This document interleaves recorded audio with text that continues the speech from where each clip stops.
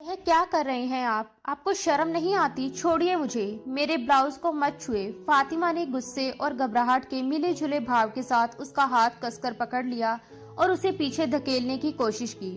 उसका दिल जोर जोर से धड़क रहा था, सांसें बेकाबू हो रही थी।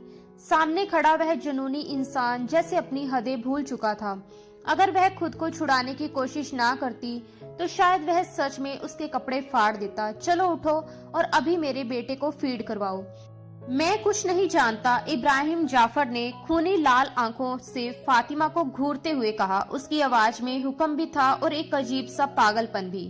फातिमा पहले से ही डरी हुई थी इब्राहिम से। उसे हमेशा से डर लगता था। उसकी सख्त निगाहें, गुस्सेल स्वभाव और बात बात पर भड़क जाने की आदत, ये सब फातिमा के मन में उसके लिए खौफ पैदा कर देते थे। वह फिर चिल्लाया, जल्दी करो, मेरे बच्चे को भूख लगी है। उसका अंदाज ऐसा था जैसे अगर फातिमा ने उसकी बात नहीं मानी तो वह कुछ भी कर सकता है। फातिमा कांपते हुए बोली, मेरा हाथ छोड़िए, आपका दिमाग ठीक तो है ना? मैं उसे कैसे फीड करवा सकती हूँ? मैं कुंवारी हूँ। मैं जुबेर को दूध नहीं पिला सकती। इब्राहिम ने तंज कसते हुए होठ टेढ़े किए। ऐसे कैसे नहीं करवा सकती? जब अपनी बहन की जगह ले सकती हो, अपनी बहन की तरह सुहागरात की सेज पर बैठ सकती हो, तो मेरे बच्चे की माँ बनकर उसे दूध भी पिला सकती हो। जल्दी करो, खोलो अपने ब्लाउज के बटन। मैं जुबेर को लेकर आ रहा हूँ। आज उसे तुम मेरे सामने फीड करवाओगी और मैं देखता हूँ कि कैसे वह अपनी भूख नहीं मिटाता। ये सुनकर तो फातिमा की जैसे जान ही निकल गई। उसके पैरों तले जमीन खिसक गई थी। एक तो वह इस शादी के लिए राजी नहीं थी, लेकिन अपने सगे भांजे की खातिर उसने इतना बड़ा फैसला लिया था। उसे लगा था कि वह सिर्फ बच्चे की परवरिश के लिए ये रिश्ता निभा लेगी, मगर यहाँ हालात कुछ और ही मोड़ ले रहे थे। अभी तो उसकी आंखों के आंसू भी ठीक से सूखे नहीं थे। बहन की मौत का गम, अचानक हुई शादी का बोझ और एक अनजान रिश्ते की जिम्मेदारी, सब कुछ उसके दिल पर पहाड़ बनकर टूटा था। ऊपर से इब्राहिम की ये बातें उसके होश उड़ा देने के लिए काफी थी। उसे समझ ही नहीं आ रहा था कि वह इब्राहिम से कैसे बात करे, उसे कैसे समझाए। वह खुद अभी इस नए रिश्ते को स्वीकार ही नहीं कर पाई थी। ये रिश्ता उस पर अचानक थोप दिया गया था, बिना उसकी इच्छा, बिना उसकी तैयारी के। इब्राहिम गुस्से में कमरे से बाहर जा चुका था। कुछ ही देर बाद वह जुबेर को लेकर वापस आया। वही जुबेर जिसे फातिमा ने अभी थोड़ी देर पहले ही फीडर से दूध पिलाकर सुलाया था। दरअसल वह जुबेर के कमरे में ही लेट गई थी। उसका मन बहुत भारी था। वह सोच रही थी कि कपड़े बदलकर वह उसके पास ही सो जाएगी, क्योंकि शादी तो उसने अपने भांजे को संभालने के लिए की थी, इब्राहिम के साथ रिश्ता निभाने के लिए नहीं। मगर उसे कहाँ पता था कि जैसे ही वह उसे सुलाकर आएगी, एक बार फिर वह जागकर रोना शुरू कर देगा। फातिमा को शुरू से ही इब्राहिम से डर लगता था, तब से जब वह उसकी बड़ी बहन मरियम का शोहर था। वह शुरू से ही बहुत गुस्सेल और सख्त मिजाज इंसान था। इसी वजह से फातिमा उससे बात करते हुए भी घबराती थी और अब तो वह एक अजीबोगरीब मुसीबत में फंस चुकी थी। उसे समझ नहीं आ रहा था कि क्या करे। इब्राहिम जुबेर को कमरे से लेकर आया, तब बच्चा बिलक बिलक कर रो रहा था। इब्राहिम ने उसे लाकर फातिमा की गोद में बिठा दिया और दहाड़ते हुए बोला, खोलो अपने बटन, मेरे सामने तुम मेरे बच्चे को फीड करवाओगी। तुमने कैसे उसे भूखा सुला दिया? फातिमा का रंग उड़कर रह गया था। वह फिर कहने लगा, तुम खोलोगी अब या मैं खोलूं? ये कहकर उसने उसके उसी लिबास वाली चोली के सामने बंद हुए बटनों को खोलना शुरू कर दिया। वह सिसकते हुए बोली, ये आप क्या कर रहे हैं? शर्म है या नहीं आप में? क्या आप पागल हो गए हैं? मुझे छूना बंद कीजिए।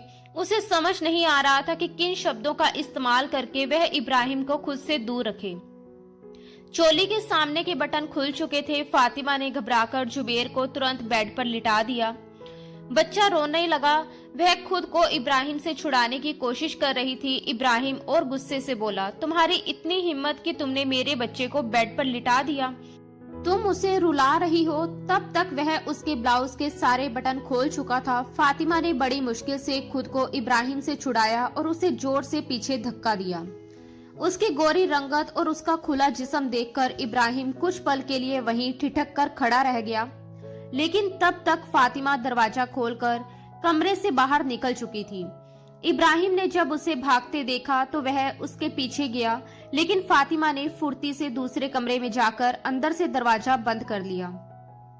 वह फूट फूट कर रो रही थी और अपने आप को बचाने की कोशिश कर रही थी।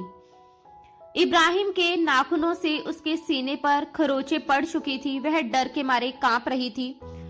तभी बाहर दरवाजे पर जोरदार धक्का लगा। दरवाजा खोलो फातिमा, दरवाजा खोलो, वरना मैं इसे तोड़ दूंगा। मेरा बच्चा रो रहा है। जिस तरह से वह शेर की तरह दहाड़ा था, फातिमा की तो जान ही निकल गई। वह दरवाजे के पीछे बनी दीवार से टेक लगाकर बैठ गई और रोने लगी। वह जानती थी कि इब्राहिम उसका क्या हाल करेगा। वह अभी रो ही रही थी कि अचानक दरवाजा खुल गया। उसने लॉक ठीक से लगाने की कोशिश तो की थी, मगर शायद पूरी तरह से बंद करना भूल गई थी। इस बॉडी बिल्डर के सामने ये दरवाजा भला क्या ही मायने रखता था। इब्राहिम बड़े गुस्से से अंदर दाखिल हुआ। फातिमा ने अपने दोनों हाथों से खुद को ढकने की कोशिश की। क्या छुपाने की कोशिश कर रही हो तुम शायद मेरे गुस्से से वाकिफ नहीं हो। मैं तुम्हें छोड़ूंगा नहीं, इब्राहिम ने उसकी तरफ बढ़ते हुए कहा। फातिमा डरकर बोली, मुझे शर्म आती है। इब्राहिम उसके पास आकर बोला, आज मैं तुम्हारी सारी शर्म उतार कर रख दूंगा। वह उसे हाथ से पकड़कर दोबारा अपने कमरे में ले आया और बिस्तर पर जोर से पटक दिया। उसने जुबेर को उसकी गोद में लिटा दिया और फिर से कहा, दूध पिलाओ इसे। जब फिर भी फातिमा टस से मस ना हुई तो उसने दोनों हाथों से उसके हाथों को ऊपर की तरफ पिन कर दिया और खुद जुबेर को फातिमा की धड़कनों के करीब कर दिया। फातिमा की बहन मरियम की शादी इब्राहिम से हुई थी और ये शादी इब्राहिम की पसंद की थी। उसने मरियम को किसी शादी के फंक्शन में देखा था और उसे देखकर ही उसका दीवाना हो गया था। लेकिन उसकी मोहब्बत में जुनून का अंश बहुत ज्यादा था। पहली बात तो ये थी कि वह मरियम को मायके आने ही नहीं देता था। अगर कभी वो मायके आ भी जाती तो वह रात को उसे लेने आ जाता। कहता कि रात तुम्हारे बगैर कटती नहीं। फातिमा मुंह बनाकर अपनी बहन से कहती थी, अच्छा ऐसा भी क्या करते हैं आप दोनों रात को जो आपके बगैर उनकी रात नहीं कटती।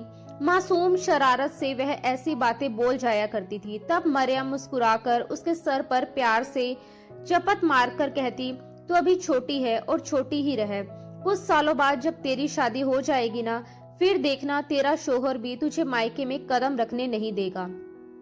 मरियम आसपास के हालात देखकर एक गहरी सांस लेती थी। उसे डर था कि कहीं एक दिन इब्राहिम की ये मोहब्बत बदल ना जाए।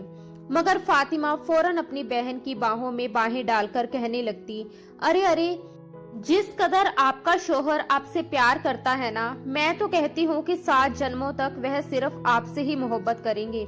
भला आप जैसी प्यारी सी वाइफ के अलावा उनके जहन में कोई और भी आ सकती है क्या? आपको वह नजरअंदाज करने का तो सोच भी नहीं सकते। वह अपनी बहन के गाल पर हाथ फेरकर प्यार से बोली थी। तभी फातिमा की नजर अनायास मरियम की गर्दन पर गई, जहां निशान अभी भी मौजूद थे।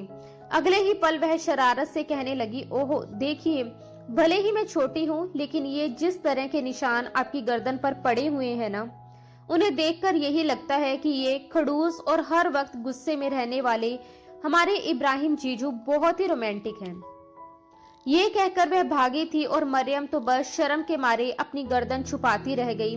तब भी फातिमा मरियम को देखती तो यही शिकायत करती कि वह अपने मायके में रहने नहीं आती। मरियम उसे समझाती, मैं क्या करूं, इब्राहिम गुस्से के बहुत तेज हैं। कहते हैं मुझे तुम्हारा मायके में रहना पसंद नहीं। शादी के बाद तो बस शोहर की मर्जी चलती है, लड़की की अपनी मर्जी थोड़ी चलती है। वह फातिमा को बहुत प्यार से समझा रही थी। मरियम और फातिमा बस 2 ही बहनें थी। फातिमा मरियम से 6-7 साल छोटी थी। एक बार फातिमा जिद करने लगी, आप आज रात यहीं रुक जाओ, मैं इब्राहिम जीजू से बात कर लेती हूँ। मरियम कहने लगी, तुम्हें पता है ना वो गुस्से के कितने तेज हैं। जब उन्हें यहाँ आना होता है तो मेरे तो हाथ पांव फूल जाते हैं कि कहीं उनके खाने में या खिदमत में कोई कमी ना रह जाए। तुम जानती हो ना, मैं अम्मी के साथ मिलकर कितनी चीजें तैयार करती हूँ। ऐसा ना हो कि तुम उनसे बात करो और उन्हें गुस्सा आ जाए।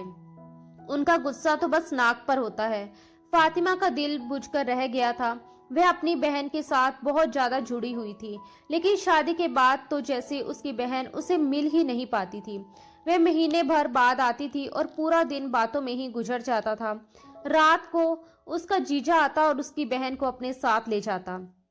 एक बार मरियम का फोन आया और उसने अपनी अम्मी शबाना बेगम को ये खुशखबरी सुनाई कि वह उम्मीद से हैं। ये सुनकर शबाना बेगम बहुत खुश हुई। मरियम कहने लगी, अम्मी, यूं तो घर में हर काम के लिए नौकरानी है, लेकिन रात को रुकने के लिए कोई भी तैयार नहीं हो रही। आप फातिमा से कहें कि अब तो वैसे भी उसके कॉलेज की छुट्टियां हैं, कुछ दिन मेरे पास आकर रह ले।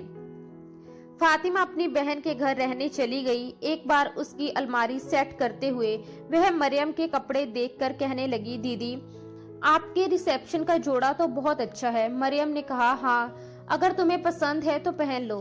फातिमा ने खुशी से पूछा, सच्ची मैं पहन लूं? आपको कोई एतराज तो नहीं होगा? मरियम ने मुस्कुराकर कहा कि नहीं, मुझे भला क्यों एतराज होगा। फातिमा ने अपनी बहन मरियम का एक बहुत ही खूबसूरत कढ़ाई वाला जोड़ा पहन लिया। मरियम कहने लगी, फातिमा, तुम्हारे जीजू आने वाले हैं, ऐसा करो ताजी रोटियां बना दो। उन्हें गरम गरम रोटी ही पसंद है। मुझे तो डॉक्टर ने बेड रेस्ट बताकर मेरी जान आफत में डाल दी है, वरना ये छोटे मोटे काम मैं खुद कर लेती थी। फातिमा ने कहा कि कोई बात नहीं, मैं बना देती हूँ।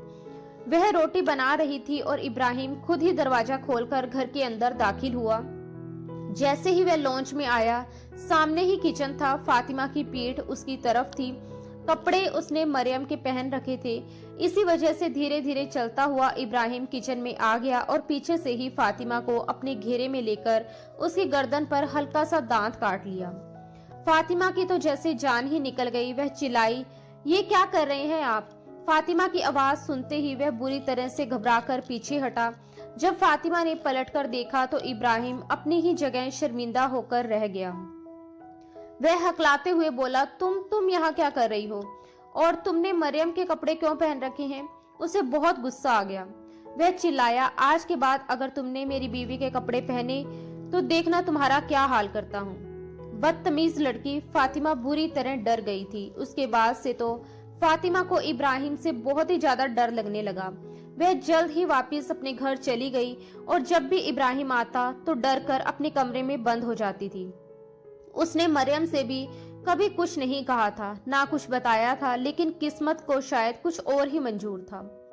मरियम की डिलीवरी सी सेक्शन से हुई और ऑपरेशन के दौरान लेडी डॉक्टर ने अनजाने में केमिकल से भरी हुई रुई उसके पेट में ही रहने दी और उसके टांके लगा दिए।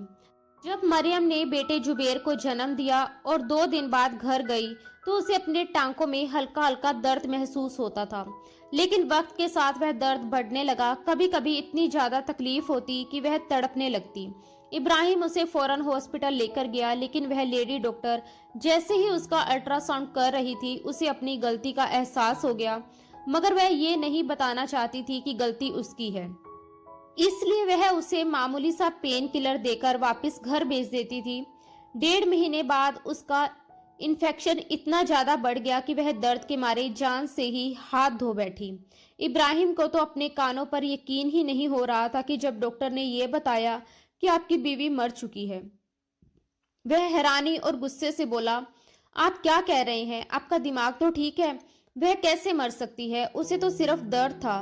कई बार लेडी डॉक्टर ने उसे चेक किया था और दवाइयां दी थी जिससे वह ठीक हो जाती थी। डॉक्टर ने गंभीर आवाज में बताया, उनके अंदर ऑपरेशन के दौरान ही डॉक्टर की लापरवाही से कुछ रह गया था और इसी वजह से उसका इन्फेक्शन बढ़ गया। अगर आप वक्त पर किसी और अच्छी डॉक्टर को दिखाते और वह आपको सच बता देती तो शायद आपकी बीवी बच जाती। ये सुनकर इब्राहिम ने उस लेडी डॉक्टर को बहुत बुरा भला कहा था, बहुत शोर मचाया था, लेकिन इस सब का फायदा उसे क्या हो सकता था, क्योंकि मरियम तो मर चुकी थी। वह फूट फूट कर रोया था, किसी छोटे बच्चे की तरह। उसका बेटा जुबेर नानी शबाना बेगम की गोद में रो रहा था। कभी शबाना बेगम उसे बहलाने की कोशिश करती तो कभी फातिमा छोटे से जुबेन को गोद में लेकर चुप करवाने की कोशिश करती थी। फातिमा खुद भी इतनी बड़ी नहीं थी, बस सभी कॉलेज में ही थी, लेकिन जुबेर तो किसी की गोद में चुप ही नहीं हो रहा था, बस रोए जा रहा था। कुछ दिन तो इब्राहिम को भी कोई होश नहीं था, वह अपने घर भी नहीं गया था। कहता था, घर जाता हूँ तो घर काट खाने को दौड़ता है। वैसे भी उसके पेरेंट्स जिंदा नहीं थे। पहले वह चाचा के साथ रहता था, शादी हुई तो उसने अपना अलग घर ले लिया था, लेकिन अब अकेले घर में रहते हुए उसे डर महसूस होता था। कभी लगता था कि मरियम के हंसने की आवाजें आ रही हैं, बातें करने की आवाजें आ रही हैं और वह मरियम मरियम कहते हुए कमरों के दरवाजे खोल खोल कर देखने लगता था। जब मरियम उसे कहीं भी नजर नहीं आती तो वह रोने लगता था। खैर, 1 महीना गुजर गया था। वह अपनी फैक्ट्री जाने लगा, रोजाना शबाना बेगम के घर आता, थोड़ी देर जुबेर से प्यार करता और चला जाता। जुबेर अब धीरे धीरे फातिमा के साथ रहने का आदी हो गया था। हालांकि वह उसे बहुत ज्यादा नहीं संभाल पाती थी और जल्दी ही थक जाती थी।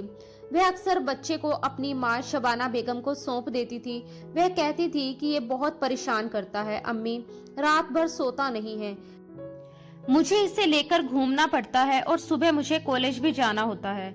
ज्यादातर जुबेर को शबाना बेगम ही संभालती थी, लेकिन वह भी अब बूढ़ी हो चली थी, बहुत जल्दी थक जाती थी। एक दिन उन्होंने इब्राहिम से बात करने का फैसला किया। इब्राहिम उस वक्त जुबेर को गोद में बिठाकर प्यार कर रहा था। तभी शबाना बेगम ने हिम्मत करके कहा कि बेटा, मैं बूढ़ी हो गई हूँ, फातिमा भी पढ़ती है, हम दोनों के लिए जुबेर को संभालना अब मुश्किल हो रहा है, तुम्हें चाहिए कि तुम दूसरी शादी कर लो। शबाना बेगम ये बात नजरें चुराकर कह रही थी ताकि उनके गुस्सेल दामाद को बुरा ना लग जाए। इब्राहिम को ये बात सुनकर गुस्सा आ गया। वो बोला, तो आपको मेरा बच्चा बोझ लगने लगा है, ठीक है, मैं इसे अभी अपने साथ ले जाता हूँ।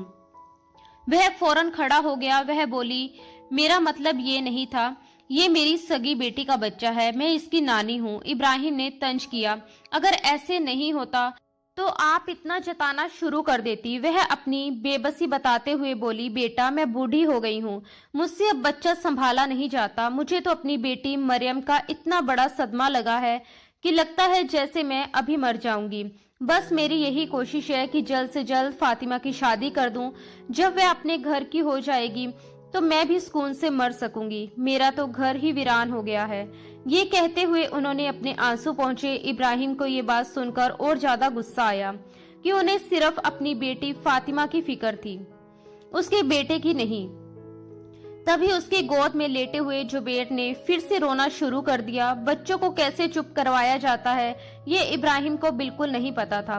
वह घबराकर उसे गोद में उठाकर चुप करवाने लगा। अरे बच्चे, चुप हो जा। अचानक उसका चेहरा पीला पड़ने लगा, वह कांपने लगा। प्लीज देखिए ना, ये क्यों रो रहा है, इसे क्या हो गया। मरियम भी ऐसे ही रोई थी जब वह मरने वाली थी, वो भी चीख चीख कर रो रही थी। देखिए, कहीं इसे भी तो कुछ हो नहीं रहा। वह एकदम घबराकर सब कुछ बोले जा रहा था और शबाना बेगम परेशान हो गई।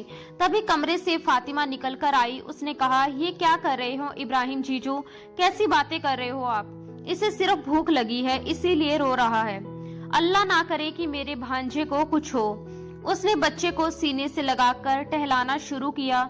जुबेर फौरन चुप हो गया। शबाना बेगम ने समझाया, ये डिब्बे का दूध पीता है, इसीलिए कभी कभी हजम करने में मुश्किल होती है, तो इसके पेट में थोड़ा दर्द उठता है, लेकिन डॉक्टर ने कहा है कि इसके अलावा कोई और चारा भी नहीं है, धीरे धीरे सब ठीक हो जाएगा। फातिमा को बच्चे के साथ देखकर इब्राहिम कुछ सोचने लगा।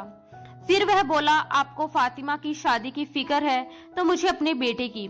ऐसा करते हैं, फातिमा की शादी मुझसे करवा दीजिए, आपका बोझ भी कम हो जाएगा और मेरे बेटे को माँ भी मिल जाएगी।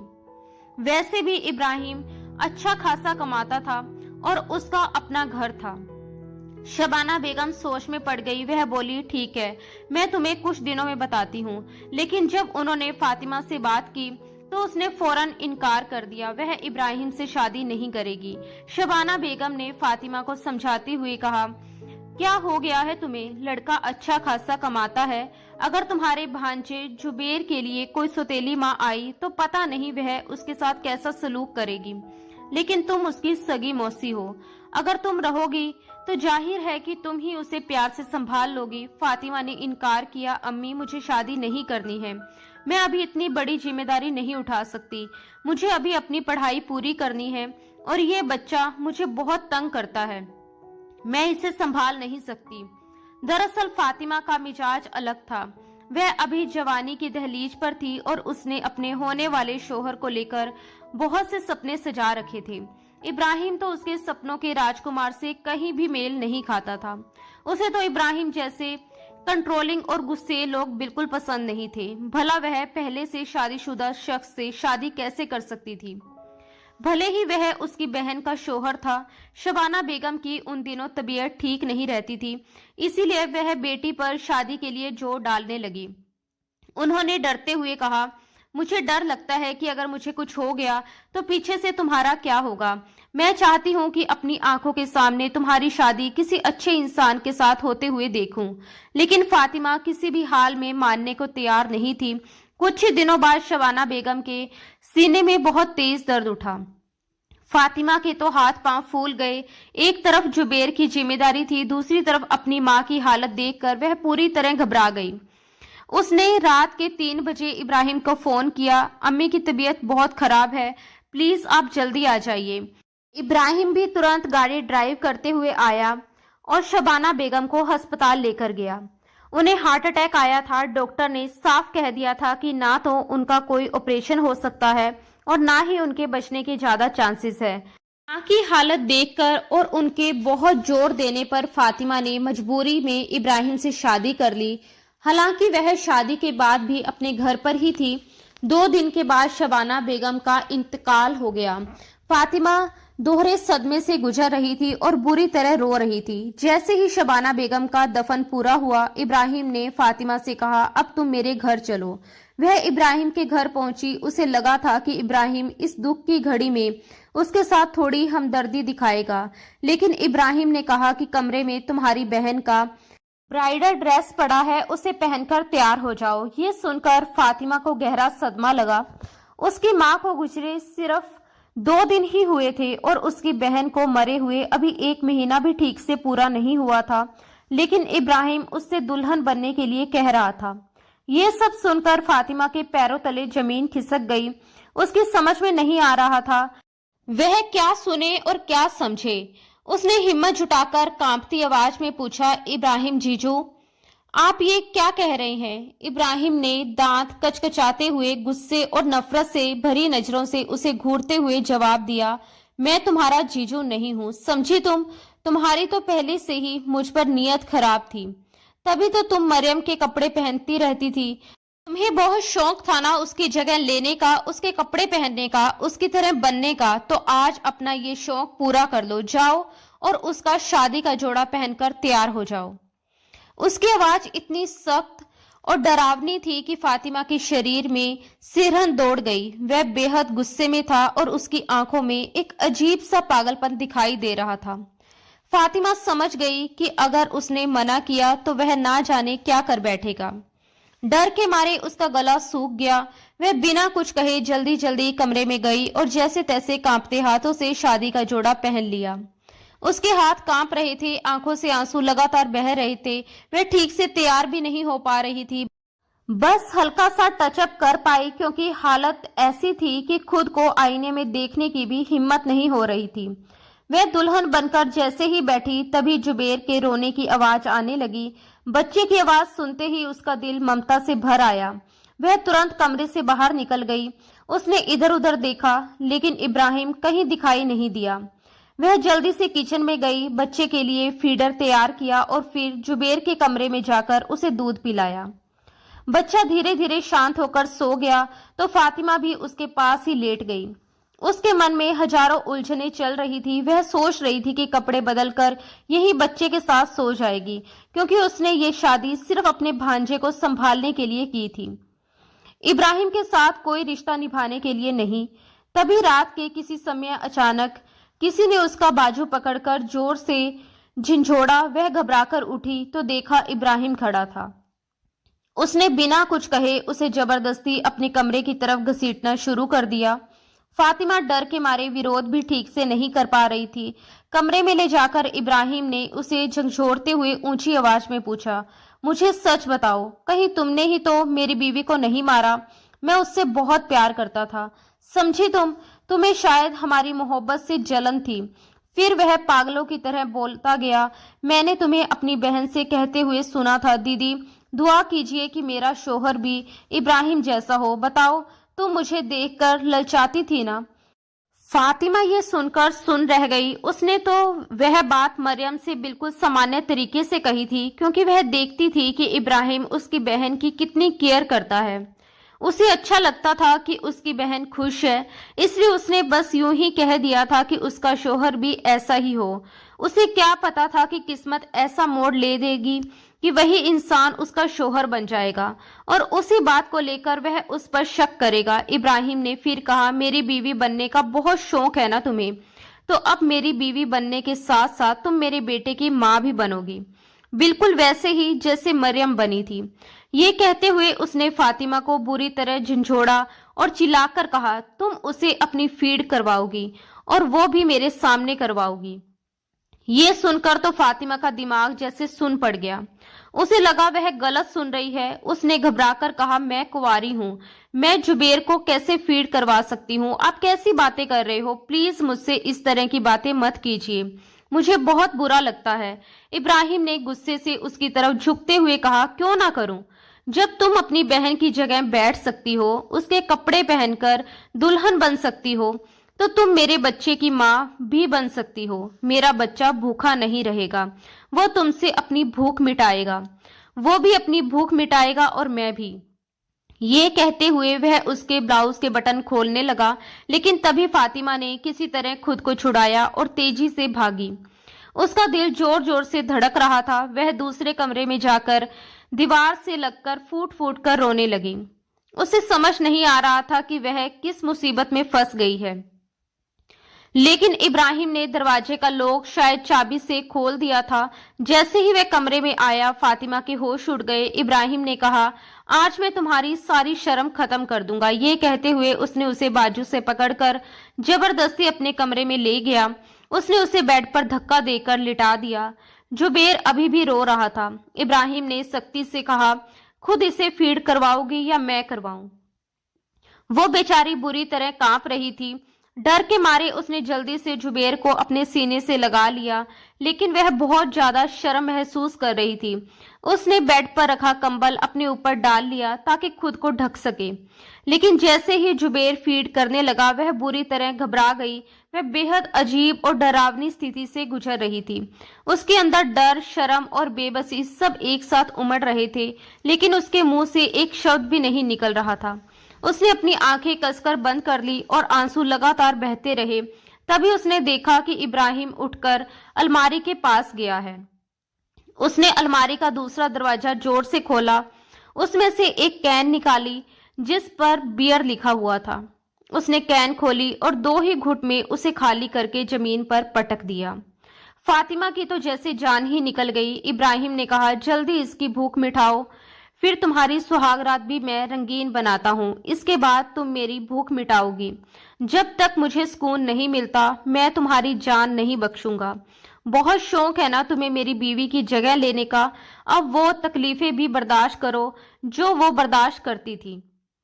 बल्कि वो तो मेरी मोहब्बत थी, इसलिए मैं उससे प्यार से पेश आता था। लेकिन तुम उसकी उतरन पहनने वाली और मेरी जिद को पूरा करने का सामान बनोगी। मरियम से तो मैं मोहब्बत से पेश आता था क्योंकि वो मेरी मोहब्बत थी, लेकिन तुम सिर्फ मेरे जुनून का निशान बनोगी, मेरी जिद को सुकून पहुंचाओगी। जुबेर सो चुका था। इब्राहिम ने बड़े आराम से फातिमा की गोद से जुबेर को उठाया और उसके कोट पर जाकर लिटा दिया। अब फातिमा खुद को छुपाने की कोशिश कर रही थी। तभी इब्राहिम ने झटके से कंबल पीछे खींचा और शराब के नशे में उस पर गिर पड़ा। वह पूरी तरह उस पर हावी हो चुका था। वह उसके बचे खुचे कपड़ों को उतारने की कोशिश कर रहा था। फातिमा बार बार कहती रही, प्लीज छोड़ दे मुझे, प्लीज, मुझे दर्द हो रहा है। लेकिन वह जैसे शराब के नशे में पागल हो चुका था। वह अपना जुनून उसके वजूद पर उतार रहा था और जब नशा बहुत ज्यादा हावी हो गया तो वह करवट बदलकर सो गया। बाकी की पूरी रात कमरे में फातिमा की सिसकियां गूंजती रही। वह लगातार रोती रही। उसे इब्राहिम पर बहुत गुस्सा आ रहा था क्योंकि वह उसके बारे में बहुत गलत सोच रहा था। उसने तो कभी मरियम की जगह लेने के बारे में सोचा भी नहीं था। जाने कब उसे नींद आ गई। सुबह जुबेर के रोने की आवाज सुनकर फातिमा ने बड़ी मुश्किल से अपनी सूजी हुई आंखें खोली। वह खुद भी अभी तक सिसकियां ले रही थी। वह जुबेर को उठाकर कमरे से बाहर ले गई क्योंकि इब्राहिम अभी भी गहरी नींद में सो रहा था। किचन में आकर उसने जुबेर के लिए फीडर बनाया और खुद रोने लगी। फिर जुबेर को बेड पर लिटाकर सुला दिया। उसने अलमारी से अपनी बहन के कपड़े निकाले, नहाकर उन्हें पहन लिया और फिर कमरे से बाहर आ गई। लॉन्च में बैठकर वह फूट फूट कर रोने लगी। अब ना उसकी माँ थी, ना ही कोई ऐसा शख्स जिसके साथ वह अपने दिल की बात शेयर कर सके। उसकी बहन मरियम भी दुनिया से जा चुकी थी और माँ का सहारा भी छिन गया था। वह सोच रही थी कि पता नहीं इब्राहिम कभी उसके साथ ठीक से पेश आएगा या हमेशा उसे अपने जुनून का शिकार बनाता रहेगा। उसने नाश्ता तक नहीं किया था। वहीं सोफे पर बैठी बैठी एक कुशन पर सर रखकर वह सो गई। जब उसकी आंख खुली तो बाहर डोरबेल बज रही थी। वह उठकर दरवाजा खोलने गई तो बाहर नौकरानी खड़ी थी। नौकरानी ने उसे देखकर हैरानी से पूछा, आप यहाँ क्या कर रही हैं? आपकी बहन का तो इंतकाल हो गया था ना? फातिमा ने जवाब दिया, हाँ, लेकिन 2 दिन पहले मेरी शादी मेरी ही बहनोई से हो गई है। मैं अपने भांजे को पालने के लिए इस घर में आई हूँ। तुम अपना काम करो। वो अपना काम करने लगी। फातिमा ने चुपचाप नाश्ता किया और नौकरानी को भी दे दिया। नौकरानी सफाई करके जा चुकी थी। जब वह कमरे में आई तो जुबेर उठ चुका था। उसने जुबेर को गोद में लिया और कमरे से बाहर आ गई। दोपहर के करीब 2 बजे इब्राहिम की आंख खुली। अपने आप को बिना शर्ट के बेड पर सोते हुए देखकर उसे थोड़ी हैरानी हुई। पिछली रात की घटना उसे ठीक से याद नहीं आ रही थी, लेकिन जब उसने बेड पर कांच की टूटी हुई चूड़ियां देखी तो उसे सब कुछ याद आ गया कि उसने शराब के नशे में फातिमा के साथ क्या किया था।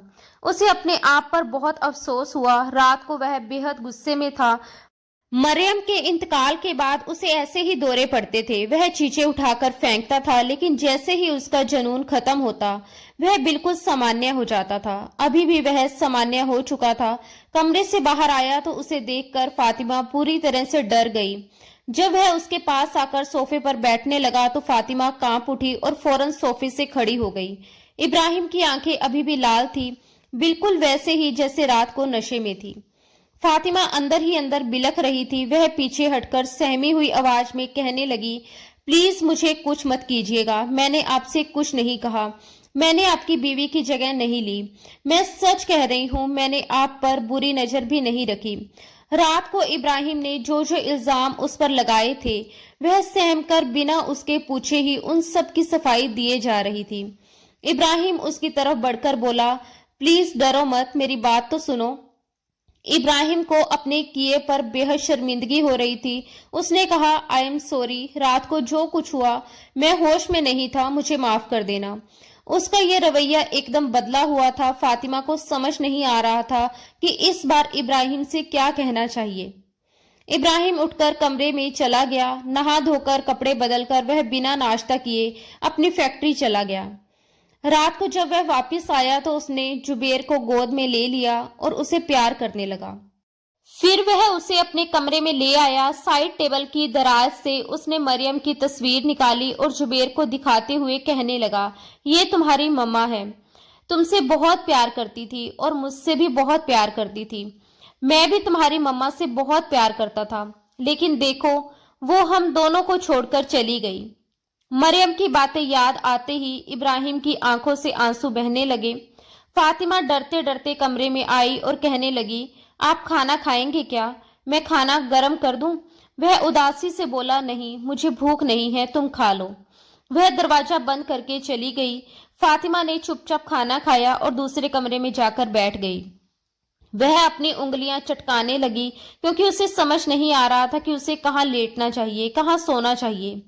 कुछ ही देर बाद कमरे का दरवाजा खुला। इब्राहिम जुबेर को गोद में लिए कमरे में आया। फिर उसने चुपचाप फातिमा की गोद में जुबेर को डाल दिया और कहने लगा, तुम चाहो तो यहीं सो सकती हो।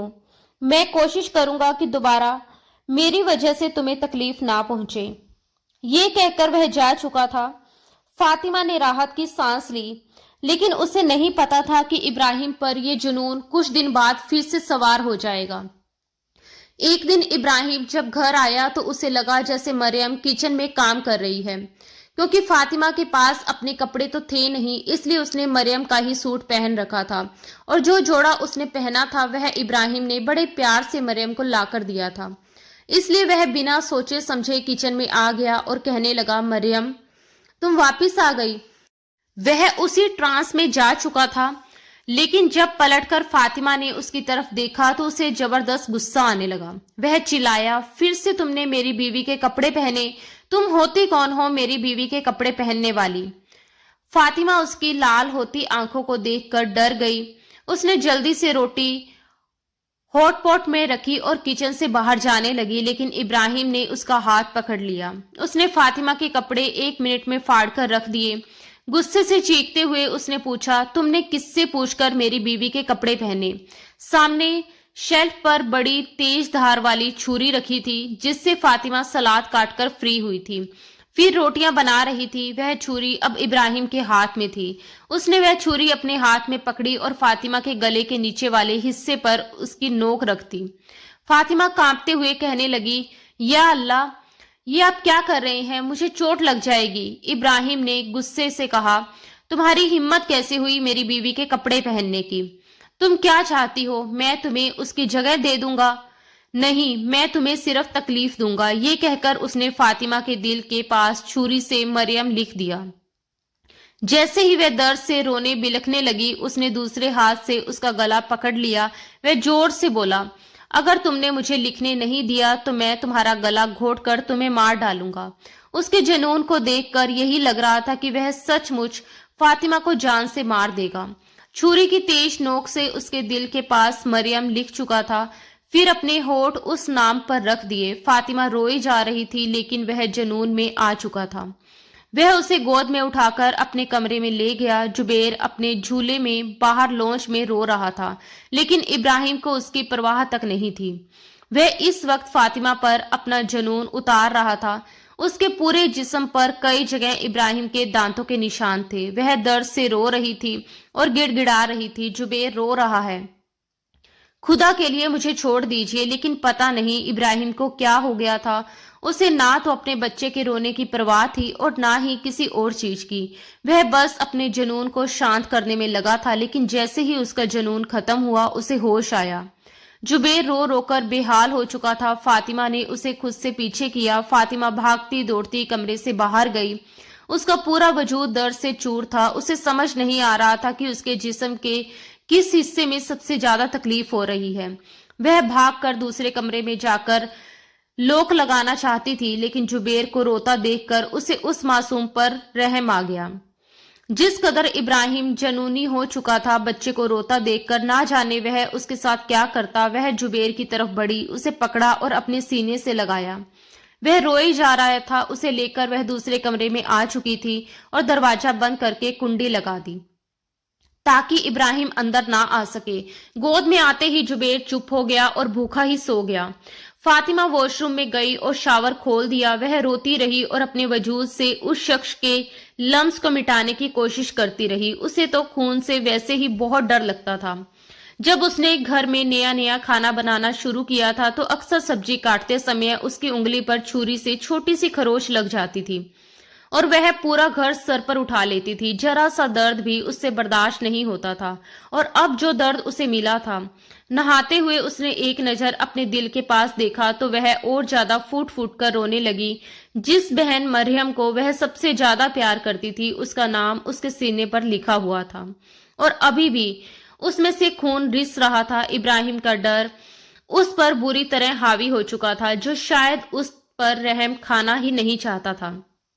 जैसे ही वह कमरे में आई तो सोया हुआ जुबैर सिसकियां भर रहा था। वह जल्दी से उसके पास आई और उसके पास लेट गई। उसे दरवाजा खोलने से डर लग रहा था कि कहीं इब्राहिम अंदर ना आ जाए। जैसे ही उसने जुबैर को अपने सीने से लगाया, वह किसी मासूम बच्चे की तरह मुंह खोलकर मां के प्यार को खाने की तलाश करने लगा। यह बच्चों का स्वाभाविक व्यवहार होता है। शायद वह फातिमा को ही अपनी मां समझ चुका था। कुछ सोचते हुए फातिमा ने एक नजर जुबैर को देखा और फिर एक गहरी सांस ली। उसने अपनी कमीज ऊपर कर दी। वह ये करना तो नहीं चाहती थी, मगर जुबेर के खातिर उसने एक बार फिर उसे फीड करवाना शुरू कर दिया था, ये जानते हुए कि उसके वजूद में अभी किसी बच्चे के लिए दूध नहीं था। वह उसे फीड करने लगा। इस वक्त पहली बार उसने ये दुआ की कि काश सचमुच वह उसकी मां बन जाए और जुबेर की भूख मिटा सके। ये सोचते हुए भी उसकी आंखों से आंसू निकल आए थे। उसका पूरा वजूद दर्द से चूर था और कमरे में कोई पेन किलर भी मौजूद नहीं थी। जुबेर भी ऐसे ही सो चुका था और वो भी उसी हालत में आंखें बंद कर गई थी। वह कितने घंटे सोती रही उसे कुछ भी मालूम नहीं था। सुबह के 4:45 तेज आवाज में रोने की आवाज आई। वह एकदम हड़बड़ाकर उठ गई। घड़ी में वक्त देखा तो 4:45 बज रहे थे। जुबेर भी सो रहा था। वह अपने कपड़े ठीक करके उठी तो आवाज इब्राहिम की थी, मगर वह क्यों फूट फूट कर रो रहा था। फातिमा का दिल चाहा कि वह दरवाजा खोलकर जाए और देखे कि क्या हो रहा है, मगर इस जुनूनी शख्स से उसे डर भी लग रहा था। इब्राहिम की हालत कुछ कुछ उसकी समझ में आ रही थी। शायद ये मरियम की मौत का सदमा था कि उसे यूं बार बार दौरे पड़ रहे थे। धीरे से दरवाजा खोलकर वह बाहर निकली। सामने लॉन्च में इब्राहिम जमीन पर बैठकर अपने बाल नोच नोच कर रो रहा था। यही कह रहा था, क्यों किया मैंने, मुझे क्या हो जाता है। गुस्से में उसने वही रखी छुरी उठा रखी थी और अपनी कलाई पर बिना किसी वजह के कट लगाए जा रहा था। खुद को तकलीफ दे रहा था। जब फातिमा ने यह देखा तो वह घबरा गई। अगर वह अपनी नस काट लेता तो कुछ भी हो सकता था। इस वक्त वह अकेली मासूम लड़की उसे कहां हॉस्पिटल लेकर जाती। वह डरते डरते बाहर निकली और बोली, आप क्या कर रहे हैं इब्राहिम, आपको चोट लग सकती है, प्लीज ऐसा मत कीजिए। वह डर के मारे दूर खड़ी होकर बोली थी, ताकि अगर वह दोबारा उसकी तरफ भागकर आए तो वह दरवाजा लॉक करके अंदर जा सके। मगर इब्राहिम उसे देखकर रोने लगा। उसने चाकू एक तरफ फेंक दिया। उसके दोनों हाथों पर जख्म के निशान थे। वो कहने लगा, पता नहीं मुझे क्या हो जाता है, मुझे अपनी हालत समझ में नहीं आ रही। पता नहीं क्यों मैं तुम्हारे साथ ऐसा करता हूँ। उस दिन तो मैं नशे में था, मगर आज तो नहीं। फिर मैंने ऐसा क्यों किया। मुझे लगता है जैसे मेरा दिमाग मेरे कंट्रोल में नहीं रहा। वह रोकर उसे ही सब कुछ कह रहा था। फातिमा चुपचाप उसकी बात सुन रही थी। वह आगे बढ़ी और चाकू को किचन में छुपाकर रख दिया। वह बोली, प्लीज उठिए और कमरे में जाइए। अगर आपको कुछ हो गया तो मेरा और जुबेर का क्या होगा। मेरी माँ मुझे आपके हवाले करके गई है। मुझे नहीं पता मेरी किस्मत में क्या लिखा है और मेरी मौत शायद आप ही के हाथों में लिखी हो, लेकिन मुझे अपनी बहन की आखिरी निशानी जुबेर की फिक्र है। पता नहीं मुझे कुछ हो गया तो जुबेर का क्या होगा। इब्राहिम उठकर खड़ा हुआ तो फातिमा सहम कर पीछे हटी। इस वक्त उसे इब्राहिम से बहुत ज्यादा डर लग रहा था। इब्राहिम के दोनों हाथ खून से भरे हुए थे। वह चलता हुआ उसके सामने आया और दोनों हाथ जोड़कर उससे माफी मांगने लगा। प्लीज मुझे माफ कर दो, मैं तुम्हें तकलीफ तो नहीं देना चाहता था। मैं तो मरियम के अलावा किसी और के करीब जाने का सोचना भी नहीं चाहता था, मगर पता नहीं मुझे क्या हो जाता है। उसकी नजर मरियम के लिखे नाम पर गई, जहां से अभी भी खून रिसने की वजह से कमीज का रंग बदल चुका था। वह कहने लगा, देखो मैंने तुम्हें तकलीफ दी है ना, इसके बदले मैंने अपने पूरे हाथ छलनी कर दिए। देखो मैंने खुद को भी जख्मी किया है। वह किसी मासूम बच्चे की तरह बोले जा रहा था। एक ही बात रिपीट करता रहा। फातिमा ने तुरंत वहां से हटने का फैसला किया और वह सीधा अपने कमरे में आई। वह जुबेर के लिए फीडर बनाकर उसे पिला रही थी और फिर आगे की बात सोच रही थी। अगली सुबह इब्राहिम बिस्तर पर पड़ा था और बुखार में तप रहा था। फातिमा डरते डरते उसके करीब गई। उसने उसके हाथ पर जमा हुआ खून साफ करके ड्रेसिंग की, अपने हाथों से नाश्ता करवाया और फिर दवा देकर उसे सुला दिया। उसे अपनी एक दोस्त का ख्याल आया जिसके पिता साइकोलॉजिस्ट थे। फातिमा ने अपनी सहेली को इस बारे में पूरी बात विस्तार से बताई तो वो कहने लगी, मैं अपने पापा से इसके बारे में बात करूंगी और फिर जो उन्होंने कहा तुम्हें बताऊंगी। उसने फोन बंद किया। तभी जुबेर फिर से रोने लगा। फातिमा उसे बोतल से दूध पिला रही थी, मगर वह बार बार उसके सीने की तरफ बढ़ रहा था। वह पहले से ज्यादा समझदार हो चुका था, जैसे किसी माँ के वजूद से अपनी भूख मिटाना चाहता हो। कुछ सोचते हुए फातिमा ने एक बार इब्राहिम को देखा, जो औंधे मुंह लेटकर सो रहा था। उसने जुबेर की आदत पूरी करने के लिए उसे अपने सीने से लगा दिया। करीब 15 मिनट बीते होंगे जब फातिमा को लगा जैसे स्वाभाविक रूप से दूध आने लगा है। वह बहुत हैरान हुई, ये कैसे हो सकता है। वह घबराकर खुद को देखने लगी। सच में उसके वजूद से बच्चे के लिए दूध आने लगा था। जुबेर अभी पूरी तरह शांत नहीं हुआ था, इसलिए वह जोर जोर से रोने लगा। उसके रोने की आवाज पर इब्राहिम भी उठ चुका था। फातिमा तुरंत खुद को छुपाने लगी, मगर जुबेर रोए जा रहा था। इब्राहिम कहने लगा, क्या हुआ, ये क्यों रो रहा है? क्या तुम इसे फिर से दूध पिला रही थी? देखो, मैं मानता हूँ मैंने गलत किया था। तुम एक बच्चे को दूध नहीं पिला सकती, फिर तुमने इसे अपने सीने से क्यों लगाया हुआ है? मगर इस वक्त उसे कुछ समझ नहीं आ रहा था कि क्या कहे। हिचकिचाते हुए फातिमा ने इब्राहिम से कहा कि इब्राहिम, पता नहीं ये सब कैसे हुआ, मगर सच में मुझे दूध आने लगा है। इब्राहिम की आंखें पूरी तरह खुल गई। जुबेर एक बार फिर उसके सीने से लगकर दूध पी रहा था। वह चाहकर भी उसे खुद से दूर नहीं कर पा रही थी। इब्राहिम हैरानी से मुस्कुराने लगा और कहने लगा, ये कैसे हो सकता है? कहीं तुमने कोई ऐसी दवाई तो नहीं ली जिससे तुम्हें दूध आए? वो कहने लगी कि नहीं, मैंने क्या दवाई लेनी है, मैं तो घर से बाहर भी नहीं जाती। कहीं ये दूध बच्चे के लिए खराब ना हो जाए, कहीं इसे कुछ हो गया तो। घबराकर उसने जबरदस्ती उसे खुद से अलग कर दिया। इब्राहिम उसी वक्त उसे डॉक्टर के पास लेकर गया। जितनी फातिमा घबराई हुई थी, डॉक्टर भी परेशान हो गई। फातिमा ने हिचकिचाते हुए बताया, मैं अभी तक मां नहीं बनी हूँ, ये मेरी बहन का बच्चा है, फिर भी मुझे दूध आने लगा है। ये सुनकर डॉक्टर भी हैरान हुई और कहने लगी कि नहीं, पूरी बात बताइए। ऐसे तो किसी को दूध नहीं आता, कुछ तो जरूर हुआ है। वह सिर खुजाते हुए कहने लगी, मैं बस जुबेर की आदत पूरी करने के लिए इसे सीने से लगा देती थी। ये मुझे मां समझकर दूध पीता और सो जाता। ये अभी 3 महीने का हुआ है और मुझे दूध आने लगा। ये सुनकर डॉक्टर ने पहले तो उसके सभी टेस्ट किए और जब रिपोर्ट बिल्कुल ठीक आई तो मुस्कुराकर कहने लगी, फातिमा बेटा, चिंता करने की कोई जरूरत नहीं है, ये एक नेचुरल प्रोसेस है। जब बच्चे ने आपके वजूद से दूध लेने के लिए फोर्स किया तो आपके दिमाग ने अपने आप मैसेज भेजना शुरू कर दिया। आपके हार्मोन एक्टिवेट हो गए और आप बिल्कुल वैसे ही उसे दूध पिला सकती हैं जैसे कि एक माँ अपने मासूम बच्चे को दूध पिलाती है। इब्राहिम इतना हैरान था कि उसे कुछ समझ में नहीं आ रहा था। वहीं दूसरी तरफ फातिमा की खुशी का कोई ठिकाना नहीं था। इब्राहिम भी खुश हो चुका था। इब्राहिम गाड़ी घर की तरफ मोड़ रहा था तो फातिमा हिचकिचाते हुए कहने लगी, इब्राहिम, आप प्लीज इस अस्पताल की तरफ गाड़ी मोड़ दीजिए। उस तरफ तो साइकोलॉजिस्ट का अस्पताल था। इब्राहिम कहने लगा, क्यों, वहां क्या करने जाना है? वो कहने लगी, प्लीज मेरी बात मान लीजिए। फातिमा ने तुरंत कहा कि आपको जुबेर की कसम, कोई सवाल मत कीजिए। जुबेर की कसम के आगे इब्राहिम चुप हो चुका था। ये उसकी दोस्त के पापा का ही हॉस्पिटल था जहां वह इब्राहिम को लेकर आई थी। इब्राहिम को तो कुछ समझ नहीं आ रहा था। जब उसकी डॉक्टर से मिलने की बारी आई तो फातिमा भी उसके साथ कमरे में गई।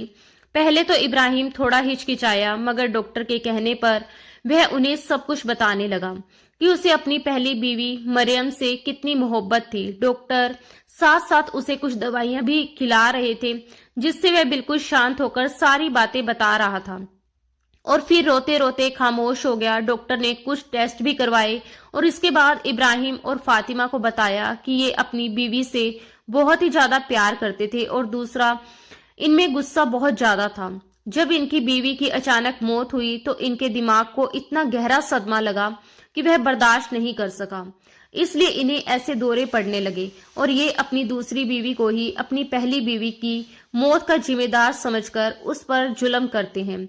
मगर जैसे ही नॉर्मल होते हैं तो इन्हें बहुत शर्मिंदगी होती है और दुख भी होता है। ये 5-6 महीने का इलाज है। अगर ये रेगुलर दवा लेंगे और खुद को खुश रखने की कोशिश करेंगे तो इनकी ये बीमारी खत्म हो सकती है। इब्राहिम ये सब खामोशी से सुनकर वहां से बाहर निकल आया। इसके बाद दोबारा इब्राहिम को ऐसा कोई घबराहट का दौरा नहीं आया था। वह रोज दवा लेता और हर रात फातिमा उसे खुद दवा देती थी, क्योंकि वह जानती थी कि अगर एक दिन भी चूक हुई तो इसका नतीजा उसे भुगतना पड़ेगा। हर रात की तरह आज भी वह दूध के गिलास के साथ दवा लेकर गई तो कमरे में जुबेर इब्राहिम की गोद में खेल रहा था। वह जैसे ही उसे वहां छोड़कर बाहर जाने लगी तो इब्राहिम ने फौरन उसका हाथ पकड़ लिया। फातिमा हिचकिचाकर पलटकर देखने लगी तो इब्राहिम कहने लगा, कहाँ जा रही हो? मेरे पास भी कभी बैठ जाया करो। तुम तो जब देखो किसी न किसी काम में बिजी रहती हो। वो कुछ झिझकती हुई इब्राहिम से थोड़ी दूर बैठ गई। जुबेर इस वक्त खेल रहा था। उसने नया नया बोलना शुरू किया था और वह हर वक्त माँ माँ करता रहता। इब्राहिम थोड़ा नाराज होता। तुमने माँ माँ कहना सिखाया, पापा बोलना क्यों नहीं सिखाया? क्या मैं इसका कुछ नहीं लगता? वह कहने लगी कि नहीं, ये तो बस बच्चे की जुबान ही ऐसी होती है। वह वैसे ही आवाजें निकालता है तो लगता है जैसे माँ को बुला रहा है। सच में मैंने इसको कुछ नहीं सिखाया। वह अभी भी उससे सहम कर तुरंत सफाई दे रही थी और इब्राहिम अंदर ही अंदर हिचकिचा रहा था। वह बस किसी तरह अपना रिश्ता फातिमा के साथ बेहतर करना चाहता था और दोस्ताना बर्ताव रखना चाहता था। वे कितनी ही देर बातें करते रहे। जब जुबेर को भूख महसूस हुई तो वह फातिमा की गोद की तरफ बढ़ने लगा।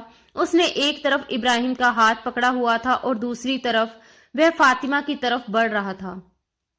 फातिमा उसे उठाकर दूसरे कमरे में जाने लगी ताकि उसे दूध पिला सके, मगर जुबेर ने वही इब्राहिम का हाथ पकड़ लिया। वह यही चाहता था कि बस एक तरफ इब्राहिम का हाथ भी पकड़े रहे और उसकी माँ उसे दूध भी पिला दे। शर्म से चेहरा लाल होती फातिमा कहने लगी, बेटा चलो दूसरे कमरे में जाकर दूध पिलाऊंगी मैं आपको। मगर वह तो और ज्यादा रोने लगा था। इब्राहिम कहने लगा, क्या हो गया? बच्चे को क्यों डरा रही हो? यहीं बैठकर दूध पिला दो इसे, मैं नहीं देख रहा तुम्हारी तरफ। उसने अपना फोन निकाल लिया और जुबेर का हाथ भी पकड़े हुए था।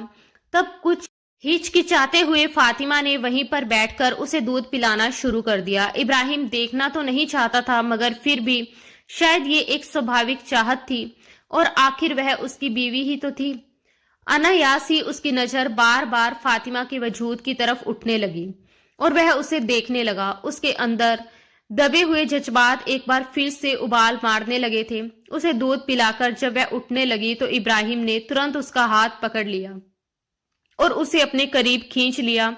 जुबेर इस वक्त गहरी नींद में सो चुका था। वह धीमी आवाज में कहने लगा, क्या तुम मुझे एक बार माफी मांगने का मौका भी नहीं दोगी? फातिमा ने झुकी नजरों से कहा, मैं आपकी हालत समझ सकती हूँ। मैंने ऐसा कुछ भी नहीं चाहा था जैसा आप समझते हैं। मैंने आपको माफ भी कर दिया है। मगर इब्राहिम जैसे आज ठान चुका था, वह उसे अपने बेहद करीब खींच चुका था और उसकी आंखों में देखते हुए बोला, नहीं, मैं माफी अपने तरीके से मांगूंगा। जहां जहां मैंने तुम्हें दर्द दिया है, जहां जहां तुम्हें जख्म दिए हैं, अब वहीं वहीं तुम्हें सुकून दूंगा। फातिमा का दिल तेज धड़कने लगा। वह हल्का सा हिचकिचाई, मगर इब्राहिम उसे बाहों में भरकर अपने करीब लिटा चुका था। उसकी सांसें तेज हो रही थी। वह धीमी आवाज में बोली, इब्राहिम प्लीज, मुझे डर लग रहा है और जुबेर जाग जाएगा। इब्राहिम ने बहुत नरमी से कहा, बिस्तर इतना बड़ा है, वह एक तरफ सो रहा है, नहीं जागेगा।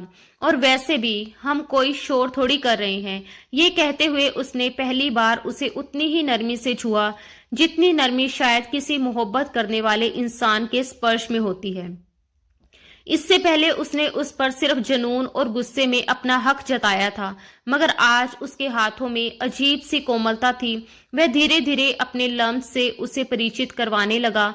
फातिमा को खुद महसूस हो रहा था कि उसका डर पिघल रहा है, उसका दिल धीरे धीरे नरम पड़ता जा रहा है और वह अनजाने में ही उसकी मोहब्बत भरे स्पर्श में बहती चली जा रही है। वह उसके और करीब आया, उसकी गर्दन पर अपने होठ रखे। वहां बने हल्के से लाल निशान पर उसने बहुत प्यार से अपने होठ टिकाए, जैसे किसी जख्म पर मरहम रख रहा हो। तभी अचानक उसके होठों से निकला, मरियम, तुम जानती हो, मुझे हमेशा तुम्हारी गर्दन पर अपने होठ रखना कितना पसंद था। मैं तो तुम्हारी इस हसीन गर्दन का दीवाना ही हो गया था। बस यही वह पल था जिसने सब कुछ बदल दिया। फातिमा के दिल में जो नरमी बन रही थी, जो भरोसा जन्म ले रहा था, वह एक ही पल में जैसे टूटकर बिखर गया। उसने धीरे धीरे अपनी आंखें खोली और इब्राहिम को देखा। उसकी आंखों में दर्द साफ नजर आ रहा था। इब्राहिम को तुरंत अपनी गलती का एहसास हुआ और वह हड़बड़ाकर बोला, नहीं, मेरा मतलब, मैं तुम्हारा नाम लेना चाहता था, मगर तब तक देर हो चुकी थी। फातिमा ने उसे खुद से अलग किया, उठी और बिना कुछ कहे दूसरे कमरे में चली गई। उसने अंदर जाकर दरवाजा बंद कर लिया और फिर बेइंतहाशा रोने लगी। उसकी सिसकियां पूरे घर की खामोशी में साफ सुनाई दे रही थी। इब्राहिम भी शर्मिंदा था, आखिर वह एक लड़की थी, भले ही उसकी बहन ही क्यों ना रही हो, मगर इस तरह नजदीकी के पलों में किसी और का नाम लेना ये किसी भी औरत के दिल को तोड़ सकता था। वह कुछ देर वहीं खड़ा रहा, फिर धीरे धीरे वापस कमरे में आ गया, क्योंकि अब उसे पता था कि इस वक्त कुछ भी कहना बेकार है। कमरे की दीवारों पर हर तरफ मरियम और उसकी तस्वीरें लगी हुई थी। 1 वर्ष पहले वह उसे छोड़कर जा चुकी थी, मगर उसकी मौजूदगी अभी भी इस कमरे में सांस ले रही थी। वह वही तस्वीरें थी जिनके साथ वह रोज जीता था, रोता था, और शायद इसी वजह से वह अतीत से बाहर नहीं आ पा रहा था। उसे अचानक महसूस हुआ, जब तक ये तस्वीरें सामने रहेंगी वह कभी पूरी तरह नॉर्मल नहीं हो पाएगा और फातिमा को भी सुकून नहीं मिलेगा। उसने एक गहरी सांस ली और एक एक करके सारी तस्वीरें उतारने लगा। हर तस्वीर के साथ कोई याद जुड़ी थी, कोई हंसी, कोई पल, कोई वादा।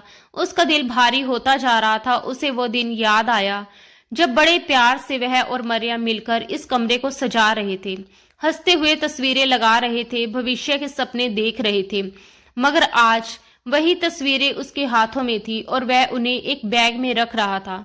जब आखिरी तस्वीर भी उतर गई, उसने बैग बंद किया, स्टोर रूम में जाकर उसे रखा और ताला लगा दिया। ताला लगाते वक्त उसकी आंखों में आंसू थे, जैसे वह सिर्फ तस्वीरें नहीं बल्कि अपनी जिंदगी का एक हिस्सा बंद कर रहा हो। वह भारी कदमों से वापस अपने कमरे में आ चुका था। अगले दिन जब जुबैर को लेने के लिए फातिमा कमरे में आई तो वहां पर एक भी तस्वीर मौजूद नहीं थी। उसने हैरानी से पूछा, मरियम दीदी की तस्वीरें कहाँ गई? इब्राहिम ने शांत स्वर में जवाब दिया, मैंने हटा दी।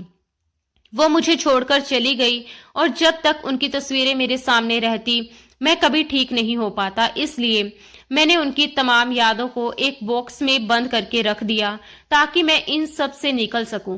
ये सुनकर फातिमा खामोश हो गई। अगले ही दिन फातिमा ने कमरे में जुबैर और इब्राहिम की बहुत सारी नई तस्वीरें लाकर कमरे को सजा दिया। साथ ही एक तस्वीर उसने इब्राहिम, मरियम और अपनी माँ की भी फ्रेम करवाकर लगाई, जिसमें वे सब एक साथ खड़े मुस्कुरा रहे थे। उस शाम जब इब्राहिम घर लौटा तो उसने कमरे में लगी नई तस्वीर देखी तो उसके चेहरे पर अनायासी मुस्कान आ गई। फिर वह उस तस्वीर के पास गया जिसमें वे चारों साथ खड़े थे। फातिमा भी उसके पास आकर खड़ी हो गई। इब्राहिम ने धीरे से उसका हाथ पकड़ लिया। मरियम को भूलना उसके लिए नामुमकिन था, मगर अब वह फातिमा के साथ जिंदगी में आगे बढ़ना चाहता था। धीरे धीरे उन दोनों के बीच का रिश्ता काफी बेहतर हो चुका था। अब जब भी इब्राहिम घर आता तो जुबैर पापा पापा करता हुआ उसकी तरफ दौड़ कर आता था। फातिमा उसके लिए खाना बनाकर रखती और छोटी छोटी शरारतें करती रहती। जुबैर और फातिमा की नोकझोंक देखकर इब्राहिम मुस्कुरा उठता। इस वक्त भी जुबैर उसी कमरे में अपने बेबी बेड पर गहरी नींद में सो रहा था। जब फातिमा तकिया ठीक करके बेड पर आकर बैठी तो इब्राहिम ने तुरंत उसे अपनी बाहों में भर लिया। वह नाइट सूट में थी जबकि इब्राहिम शर्टलेस लेटा हुआ था। फातिमा उसके सीने पर उंगलियां फेरते हुए मुस्कुराकर बोली, इब्राहिम, कल हमारा जुबैर पूरे 3 साल का हो जाएगा। कितना जल्दी वक्त गुजर गया। इब्राहिम भी मुस्कुराकर बोला, हाँ, पलक झपकते ही क्या से क्या हो गया। लेकिन मैं एक बात सोच रहा हूँ। फातिमा ने पूछा, क्या? इब्राहिम हल्की शरारती मुस्कान के साथ बोला, जुबैर कब तक एक अकेला घर में खेलता रहेगा? उसे एक छोटा भाई या बहन तो चाहिए, तो उसके साथ पूरे घर में उछल कूद मचा सके और तुम्हारी नाक में और ज्यादा दम कर सके। ये सुनकर फातिमा का चेहरा लाल हो गया। वह तुरंत बोली, नहीं, आप तो खुद चले जाते हैं, मुझे तो बस मेरा एक जुबैर ही काफी है, और बच्चे आ गए तो मैं कैसे संभालूंगी? ना बाबा ना। वह उसके सीने से सर लगाकर बोल रही थी। इब्राहिम ने उसे फिर से अपने सीने से लगा लिया और प्यार से बोला, पगली, मुझे अब एक बेटी चाहिए, बस चाहिए, और अगले साल तक वह मुझे मेरी गोद में चाहिए।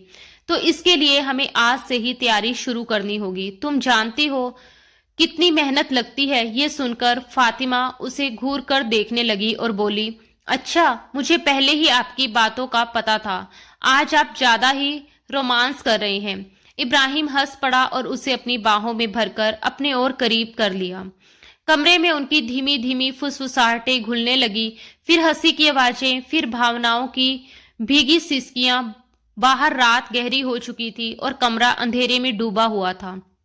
मगर उस अंधेरे में भी दो दिलों के बीच की दूरी पूरी तरह खत्म हो चुकी थी और एक और रात उनकी एक दूसरे के नाम हो चुकी थी। दोस्तों, दिल से धन्यवाद कि आपने हमारी कहानी को अपना समय दिया। हमें उम्मीद है कि ये कहानी आपके दिल को जरूर छू गई होगी। अगर आपको कहानी पसंद आई हो तो वीडियो को लाइक करके अपना प्यार जरूर दिखाइए और अगर आप हमारे चैनल पर नए हैं तो सब्सक्राइब करना ना भूलें। साथ ही नोटिफिकेशन बेल भी दबा दें ताकि आने वाली हर नई कहानी की अपडेट आपको सबसे पहले मिल सके। आपका साथ और सपोर्ट ही हमें आगे बढ़ने की प्रेरणा देता है। धन्यवाद दोस्तों। राधे राधे।